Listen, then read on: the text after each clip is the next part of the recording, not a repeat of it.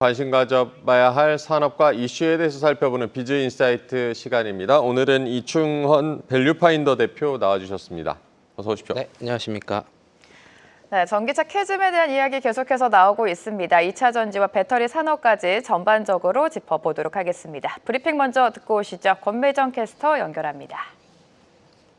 네, 전기차 시장은 캐즘에 빠져서 2년 넘게 어려움을 계속해왔죠. 그런데 올해 1분기부터 국내 그리고 올해 초에는 유럽 지역의 전기차 판매가 큰 폭으로 상승하면서 전기차 캐즘 극복이 시작되는 것 아니냐라는 목소리가 나오고 있습니다. 그럼 전기차 판매 얼마나 상승했는지, 또 이번 판매량 상승이 캐즘 극복의 신호탄이 될지 함께 살펴보시죠.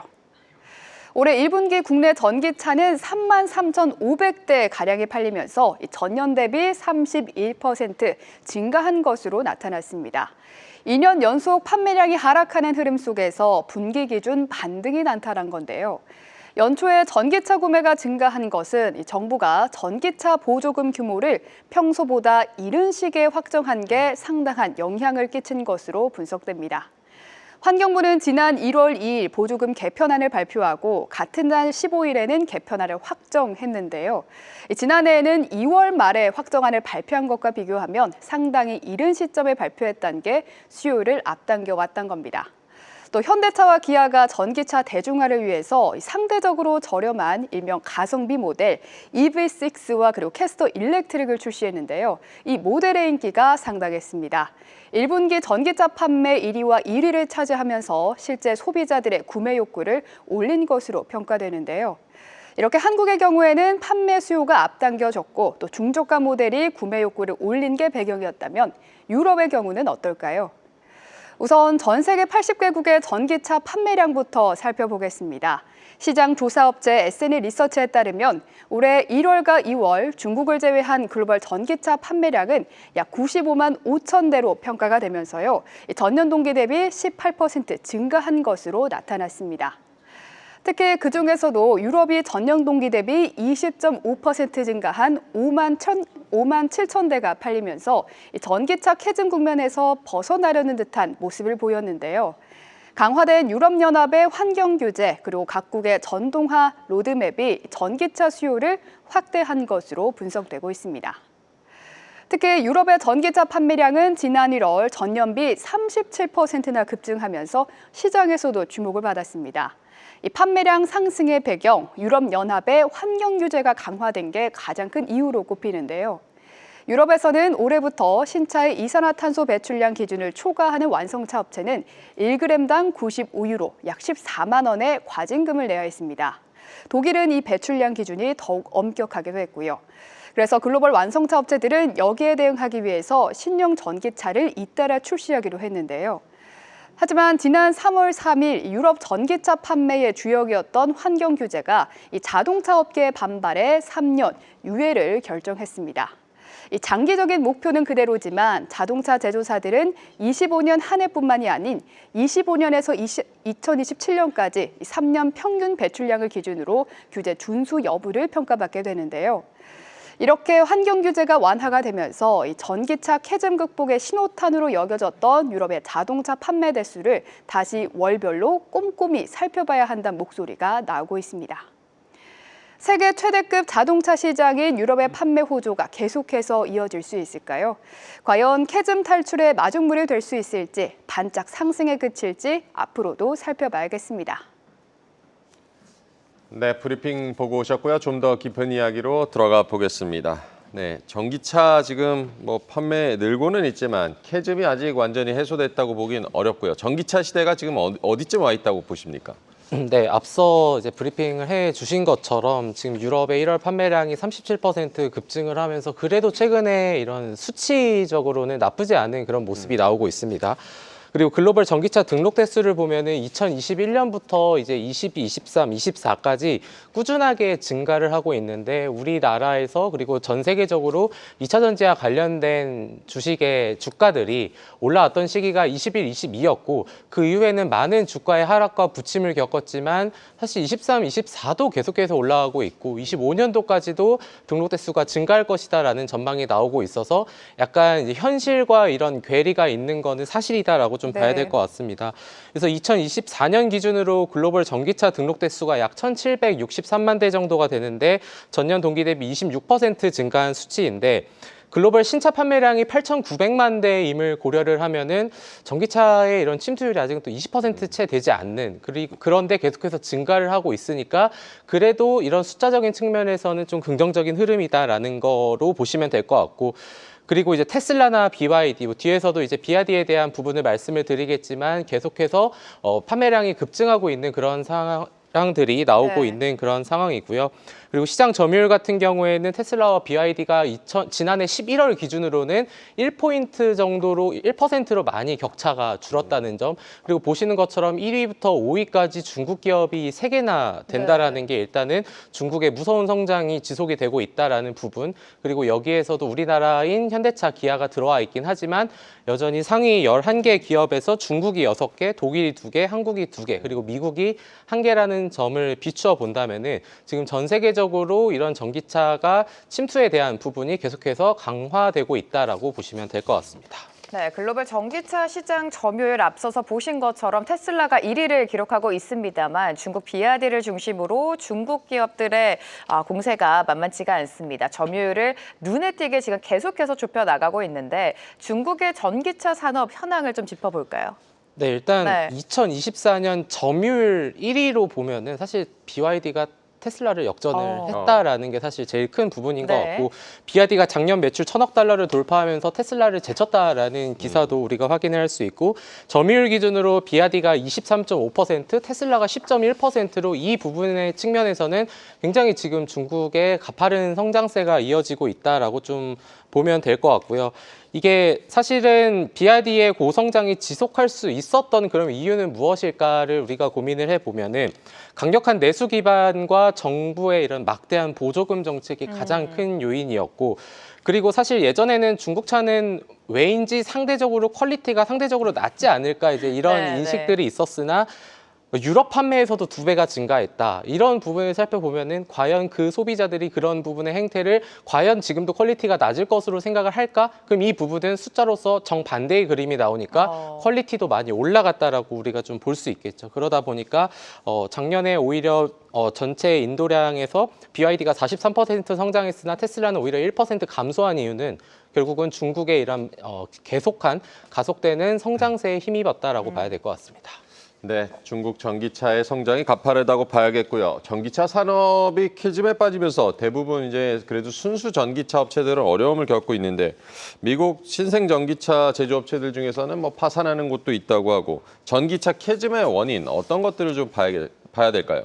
저희가 이걸 산업보고서로 작성하면서 총 6가지 이유로 네. 좀 네. 분석을 해봤는데 첫 번째가 전기차 전환에 박차를 가하던 글로벌 기조가 꺾였다라는 거, 그리고 두 번째는 보조금 규모가 감소한다는 거, 그리고 세 번째는 고금리 시대에 이런 가장 비싼 내구재에 속하는 자동차를 사람들이 더 살까? 그러니까 결국 소비의 감소가 될 거고, 네 번째는 지난해 화두 중에 하나였었던 전기차 화재로 인한 그런 부분도 한몫을 할 거고요. 그리고 다섯 번째는 짧은 주행거리, 여섯 번째는 불편한 충전 인프라 이런 것들이 전부 다 복합이 되어 있다 보니까 어찌됐든 글로벌 판매량 대수는 증가하지만 이쪽의 주가, 관련된 회사들의 주가가 그렇게 크지 못하는 네. 거고 저거는 이제 2024년 한국교통안전공단에서 발표한 건데요. 사실 오늘 제가 말씀드리고 싶은 주제인데 지금 전기차 구매를 비추천하는 사유 중에 1위가 충전 인프라를 꼽았습니다. 그래서 그만큼 제가 뭐 이제 말씀을 드리겠지만 제가 생각하는 전기차 캐즘 극복의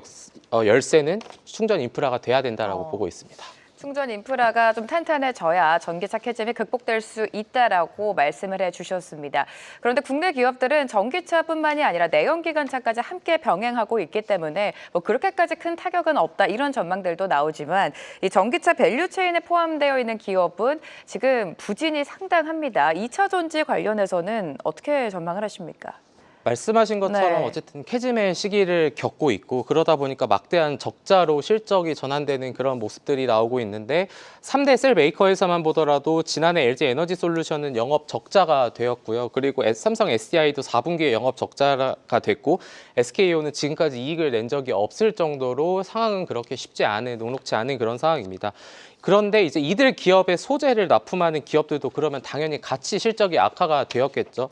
결국에는 전방 시장인 전기차 시장이 회복되어야 2차 전지에 관련된 기업들의 실적도 해소가 될 텐데 사실 그 누구도 지금 이 캐즘에 끝나는 그 시점을 단언하고 있지는 않습니다. 그만큼 그게 언제까지 지속될지는 모르겠다라는 그런 부분인데 그러면은 중요한 부분은 전기차가 계속 판매량이 증가를 하고 있지만 이런 상황에서 더 증가를 하기 위해서는 결국은 이런 여러 가지 정책이나 아니면 충전 인프라가 확장이 되어야 된다라고 이제 생각을 하고 있는데 아직은 그리고 이제 그 실적에 대한 부분 우리가 생각해 볼 부분은 사실 2021년, 22년 이랬던 시기에 네.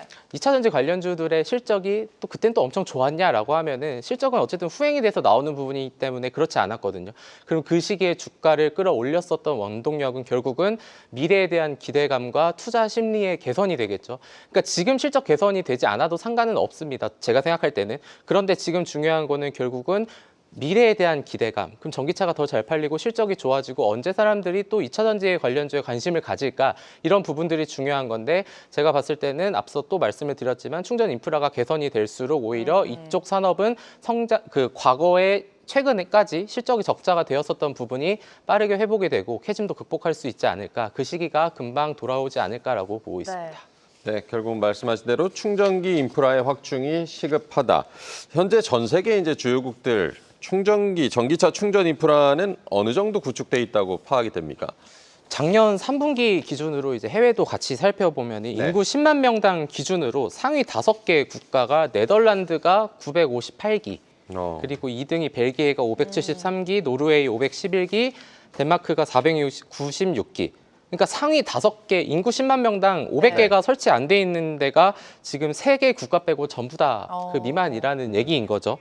북유럽 국가들이 주로 차지를 하고 있는데 그럼 왜 북유럽 국가들만 여기 모여 있을까도 사실 궁금을 해서 그때 이제 리서치를 했었을 때는 네. 강력한 환경 정책에 대한 효과의 결과물로 이제 해석을 할 수 있을 것 같고 그리고 국민들도 환경 보호에 대한 높은 의식을 갖고 있는데 지금 한국이 300기, 중국은 200기도 좀 안 되는 그런 상황이라서 전기차의 보급 속도를 지금 충전 인프라가 전혀 따라가지 못하고 있기 때문에 이런 부분들도 좀 봐야 될 거고 그래서 글로벌 EV 충전 인프라 시장 전망을 글로벌 리서치 회사의 자료를 빌려서 본다면은 2022년 441억 달러에서 2030년 4,182억 달러로 화면에 나오는 것처럼 네. 8년 동안 거의 10배에 가까운 성장이 될 거고 그러면 이게 글로벌만 그러냐? 그거는 아니고요. 이제 우리나라 같은 경우에도 2022년 11억 달러에서 2030년 224억 달러로 거의 지금 8년 동안 거의 20배 가까운 성장이 예상이 되거든요. 네. 그런 부분들을 우리가 이제는 좀 따라가야 되는 시기가 왔다라고 보고 있습니다.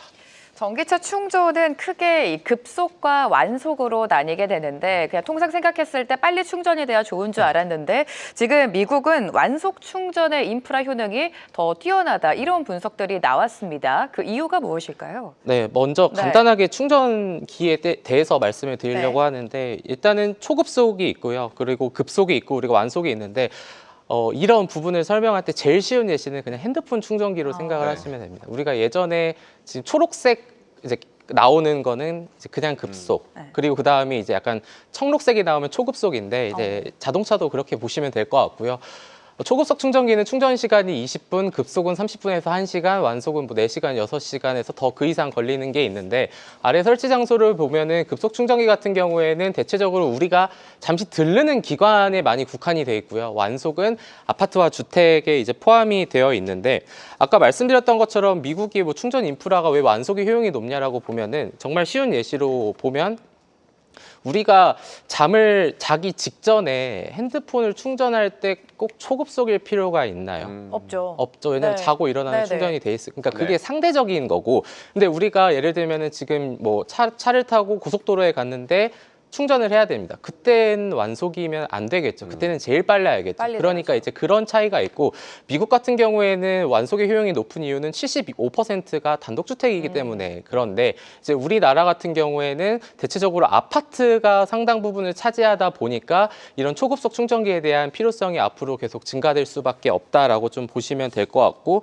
그리고 이제 뭐 이제 아파트에 사시는 분들은 아시겠지만 이게 또 충전이 다 돼서 내 차를 충전해야 되는데 그 꽂혀 있는 전화를 하면은 또 안 받고 이렇게 되면 여러 불편함들이 굉장히 많아지고 있기 때문에 네. 좀 그렇게 봐야 될 것 같고 그리고 완속 충전기에는 또 설치 유형에 따라서 지금 화면에 나오는 세 가지가 있습니다. 뭐 벽에 붙이는 거, 스탠드형, 뭐 이동형 충전기가 있는데 대체적으로 4시간에서 9시간 정도 걸린다라는 점에서는 그래도 우리나라에서는 상대적으로 초급속 충전기에 대한 이런 수요가 굉장히 좀 크지 않을까라고 네. 좀 보고 있습니다. 네, 테슬라가 글로벌 전기차 시장 그래도 1위를 거머쥘 수 있었던 요인 중 하나로는 뭐 슈퍼차저를 꼽기도 하던데 타사 전기차도 이제 사용이 가능할 수 있도록 지금 호환도 넓히고 있고 슈퍼차저 사업은 어느 정도로 지금 전개가 되고 있습니까? 테슬라의 슈퍼차저는 100kW인 V1부터 V5까지 가능하고요. 네. 그러면은 전 세계 2024년 기준으로 6만 기 이상이 지금 설치가 되어 있다고 보시면 될 것 같습니다. 우리나라에도 슈퍼차저가 있고요. 그리고 뭐 중국, 한국, 대만, 일본, 그리고 동아시아 국가들, 그리고 유럽 국가들도 계속해서 충전 사업과 관련돼서 확대를 하고 있는 그런 상황이라고 보시면 될 것 네. 같습니다. 그래서 지금 나오는 화면은 제가 작년 말에 미국에 갔을 때 직접 찍어온 사진인데요. 네. 이게 그 약간 마트에 있는 테슬라의 슈퍼차저였는데 제일 오른쪽에 좀 저거 직관을 하게 됐고요. 근데 여기에 계속해서 사이버 트럭도 미국에 이제 많이 볼 수 있었고 네. 그러다 보니까 사람들이 저기에 계속 줄을 서 있었던 거고 그리고 해외 관련해서 뭐 차지포인트나 EV고 같은 완속 충전기 업체들이 있는데 그런 업체들은 사실 사람들이 많이 이용을 하지 않는다라는 점을 봤을 때 물론 미국에서 아까는 완속 충전기에 대한 효용은 개인들 이제 주택 사시는 분들은 높다고 했지만 저런 상업시설 근처에는 제가 봤을 때는 앞으로 초급속 충전기에 상용화는 이제 불가피한 미래지 않을까라는 점에서 저런 것도 잘 눈여겨봐야 될 것 같습니다. 네, 짚어주신 것처럼 미국 대부분은 단독주택에 거주를 하기 때문에 충전이 좀 편리하겠지만 국내는 아파트 위주이기 때문에 충전 인프라 그 수요에 대한 한계가 분명히 있습니다. 자, 국내 충전 인프라 구축 로드맵은 지금 어디까지 되어 있고 정부 차원에서 또 어떤 정책이 나와야 되는지 좀 면밀하게 살펴볼까요? 네, 일단은 우리나라 정부도 2030년까지 420만 대의 전기차를 보급하겠다라는 로드맵을 발표를 했고 충전기와 관련해서는 급속이 14만 5천 기 그리고 완속은 108만 5천 기를 구축하겠다라고 이제 얘기를 했는데 작년 말 기준으로 지금 전기차 수가 68만 대고 급속 충전기가 4만 2천 기인데 그럼 지금 너무 부족한 거죠. 지금 2025년인데 5년 동안 지금 깔려 있는 것보다 3배 이상을 더 설치를 해야 된다라는 부분은 네. 앞으로 결국은 이 정부의 이런 정책들이 빠르게 좀 돼야 된다라는 거고 그러면은 결국은 시간이 발전될수록 전기차는 판매량은 어쨌든 늘어나는데 충전기가 없으면 사람들은 더 불편을 겪을 수밖에 없는 지금 그런 상황이 될 것이라고 보고 있습니다. 그리고 뭐 최근에는 청년이 생애 첫 차로 전기차를 선택하면 뭐 보조금을 20%를 제공하고 뭐 고속도로 통행료 감면을 뭐 2027년까지 이렇게 뭐 연장한다 여러 가지 정책을 지금 발표를 하고 있기 때문에 이런 부분 측면에서도 어쨌든 지금 정부 쪽에 조금 더 박차를 가해야 되는 감은 있지만 어찌됐든 로드맵은 이렇게 청사진을 그려놨다라고 봐야 될 것 같습니다. 네, 정부가 어쨌든 청사진은 그리고 있다. 국내 전기차 충전 인프라 시장은 어느 정도로 성장할 거라고 전망을 하십니까? 사실 계속해서 성장은 할 수 있는 건데 네. 제가 생각했을 때는 일단 방향성은 이제 명확하다라고 좀 볼 수 있고 사실 오늘 계속 말씀드리는 주제가 충전 인프라인데 아까 이제 비추천 사유 1위가 충전 인프라인 거가 이미 나왔듯이 그러니까 전기차를 산다고 해서 지금은 다 좋은 게 아니죠. 언제든 충전할 수 있는 그런 인프라가 돼야 되고 그래야 이제 2차 전지 우리나라 관련주들의 기업들이 실적이 올라올 수 있는 그런 그림이 마련이 되니까 이런 투자 심리의 개선이 우선적으로 돼야 된다라고 보고 있습니다. 자, 그러면 전기차 충전 인프라 산업과 관련해서 밸류체인도 궁금해지는데 이 부분 살펴볼까요? 네, 일단 전기차 인프라 밸류체인은 3개로 크게 나눠지는데요. 일단 전기를 공급하고 배전망을 유지보수하는 DSO 사업자가 있고요. 그리고 충전기를 제조하는 EVSE가 있고요. 그리고 전기차 충전소를 운영하는 CPO로 구분을 할 수 있는데 우리나라에서 이런 배전망을 유지보수하는 거는 한국전력이 하고 있고 나머지는 급속과 완속에 따라서 다 다른데 채비가 지금 채비라는 기업이 1등을 하고 있고요. 완속은 뭐 EV시스, 파워큐브, 그리고 뭐 차지비 이런 파워큐브 같은 회사들이 있는데 사실 우리가 제가 말씀드리고 싶은 거는 이런 기업들이 아직 상장을 많이 되어 있지는 않다라는 그런 부분을 좀 보시면 좋을 것 같고, 그래서 우리가 뭐 지금 충전기 관련주 해서 언급이 되는 종목들은 제가 생각했을 때 실질적으로 직접적인 관련주는 아니니까 그런 부분은 좀 염두를 해서 좀 보셔야 될 것 같습니다. 네, 국내 전기차 충전 인프라와 관련해서 주목해야 될 기업 그리고 투자 포인트도 좀 꼽아주실까요? 네, 마지막으로 이제 어떤 기업이 가장 우리나라에서 기술력이 있냐. 네. 테슬라, 당연히 해외는 테슬라 슈퍼차저, 중국에는 비아디가 있는 것처럼 우리나라에는 아직 상장되어 있지 않지만 올해 상장을 준비하고 있는 채비라는 기업이 있습니다. 네, 그 1위 급속 CPO고요. 지난해 말 기준 5,229개의 급속 충전면을 이제 갖고 있는데 ev.or.kr이라고 무공해차 통합 누리집이라는 홈페이지에 들어가면은 우리나라 기업들의 충전기가 몇 개 있고 몇 개가 고장나 있고 고장률은 몇 %고 그리고 평균 조치 기간이 몇 개 있는지 투명하게 다 나와 있으니까 한번 참고하실 분은 보시면 좋을 것 같고 네.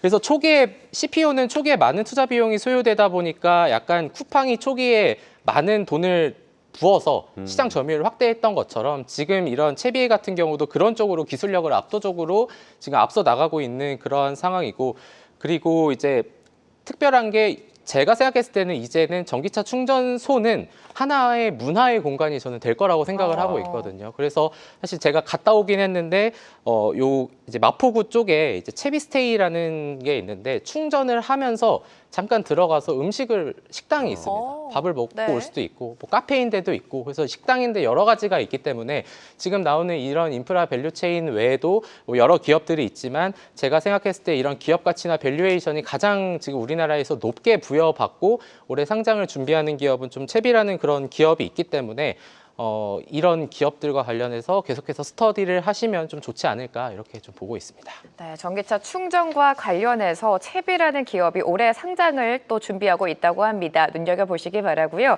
오늘은요, 밸류파인더 이충원 대표와 함께했습니다. 도움 말씀 감사합니다. 감사합니다. 계속해서 다양한 경제 이슈를 알고 싶다면 구독과 좋아요, 알림 설정 부탁드립니다. AI 캐스터 권미정이었습니다.